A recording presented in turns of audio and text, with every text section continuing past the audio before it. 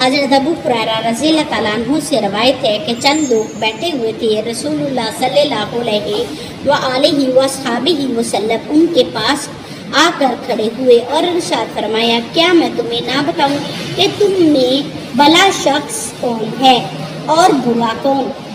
حضرت ابو ہریرہ رضی اللہ تعالیٰ عنہ فرماتے ہیں، صحابہ رضی اللہ تعالیٰ عنہما خاموش رہے۔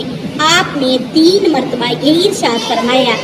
اس پر ایک شخص نے عرض کیا، یا رسول اللہ صلی اللہ علیہ وآلہ وصحبہ وسلم، ضرور بتائیے کہ ہم میں بھلا کون ہے اور برا کون؟ آپ صلی اللہ علیہ وآلہ وسلم نے ارشاد فرمایا، تم میں سب سے بھلا شخص وہ ہے جس سے بھلائی کی امید کی جائے اور اس سے برائی کا خطرہ نہ ہو، اور تم میں سب سے برا شخص وہ ہے جس سے بھلائی کی امید نہ ہو اور وہ برائی کا ہر وقت خطرہ لگا رہے۔